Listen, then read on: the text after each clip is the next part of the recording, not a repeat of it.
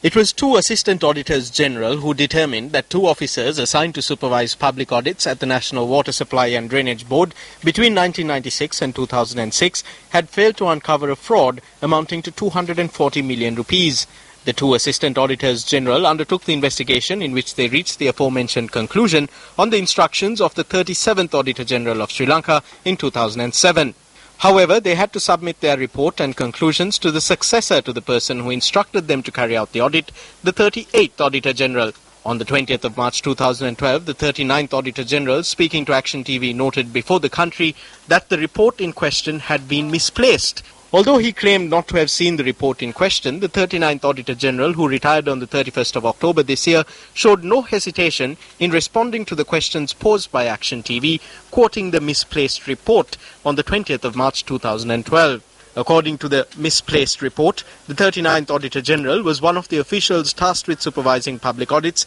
at the National Water Supply and Drainage Board between 1996 and 2006, when the fraud had taken place. නෑ මගේ කාලේ කියන්නේ කොහොමද 2002 කියලා කියනවනේ 2002 වර්ෂයේදී මොකද්ද කියන්නේ එම සිද්ධිය පිළිබඳ මීට පෙර තොරතුරු ලැබුණු අවස්ථාවක කොහෙද නෑ 2002 වර්ෂයේදී රජයේ 2002 වර්ෂයේදී වෙන්න පුළුවන් නමුත් මම ජූලි වෙනකල් විතර හිටියේ වර්ෂයේදී කොට මේ එහෙනම් ඊට පස්සේ වෙන්නේ නැහැ ඊට පස්සේ කවුද ආවේ මෙතන ඊට පස්සේ WPC වික්‍රමරත්න මහත්තයා හිටියේ එතුමා දැන් රිටයර්ඩ් නෑ තව ඉන්නවා එතුමා තාම වැඩ කරනවා ඉතින් ඒකනේ 2002 කියන්නේ මම කිව්වා නිලධාරීන් පරීක්ෂණයේදී වාර්තා දෙකක් ඉදිරිපත් කර ඇතත් මූල්‍ය වංචාවක් සිදු වෙච්ච අනාවරණ කරනවා මම කරේ මම නෑ මම පැහැදිලිව කියනවා ඕන තරක ඔප්පු කරන්න මම නෑ මම කියන්නේ මම හිටියේ ජූලයි වෙනකල් විතරයි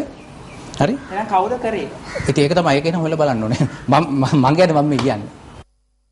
The point highlighted by the 39th Auditor General to acquit himself of any wrongdoing is the fact that he was not responsible for public audits at the National Water Supply and Drainage Board after the 29th of June 2002. The officer named by the 39th Auditor General as having assumed duties at the Water Board after him is also mentioned in this report as having held that responsibility between August 16, 2002 and the 2nd of February 2007. Incidentally, it is this officer that now functions as the 40th Auditor General of the country, holding the position in an acting capacity. All public audits of public enterprises, including the Water Board, over the past several years are now under his purview. This is against a backdrop where his wife holds the position of Chief Internal Auditor at the Ceylon Electricity Board, which comes under his purview as well in terms of financial accountability. As a chartered accountant, she too has disregarded professional ethics adopted by the Institute of Chartered Accountants of Sri Lanka. The convention she has violated reads as follows, quote, accepting a reporting appointment for a client unless at least 2 years have lapsed since he or his partner ceased to be a proprietor,